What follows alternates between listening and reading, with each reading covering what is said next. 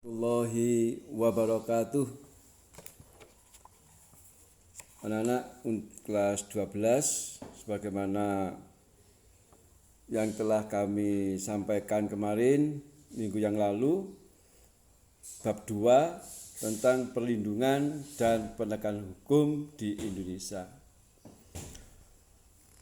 Kenapa sih negara kita menjadi negara hukum? Sebagaimana dalam pasal 1, bab 1, pasal 1 Undang-Undang Dasar 45 ayat 3 menyatakan bahwa negara Indonesia adalah negara hukum. Yang pertama, pengertian hukum. Apakah hukum itu? Kalian ada yang mengirim ke saya, ada yang benar, ada yang tidak. Kami meluruskan di sini, hukum adalah, kalau menurut para pendapat banyak sekali, tapi bisa kami simpulkan di sini, hukum adalah peraturan yang sengaja dibuat oleh badan hukum, bersifat memaksa, berisi perintah dan larangan, bagi pelanggar kena sanksi. Itu singkatnya dari beberapa pendapat para ahli.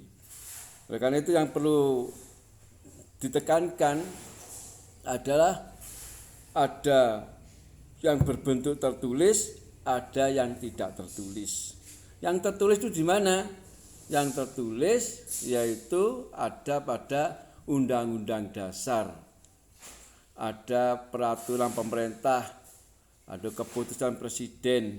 Itu termasuk hukum-hukum yang tertulis. Yang tidak tertulis yaitu konvensi atau hukum adat, merupakan kebiasaan-kebiasaan yang telah disepakati oleh anggota masyarakat.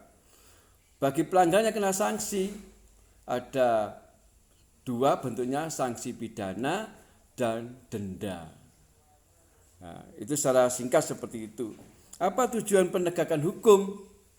Intinya penegakan hukum tujuannya agar terwujud keteraturan hidup, membentuk kedisiplinan, ketentraman, keamanan, dan kenyamanan masyarakat. Siapa alat-alat penegak hukum? Alat penegak hukum adalah kepolisian. Bagi pelanggarnya akan diproses sesuai dengan undang-undang yang berlaku. Ada hukum pidana, ada hukum perdata. Hukum pidana itu apa? Hukum yang berkaitan dengan kejahatan-kejahatan. Ya, mencuri, pembunuhan, perampokan, perkosaan, ini termasuk kejahatan.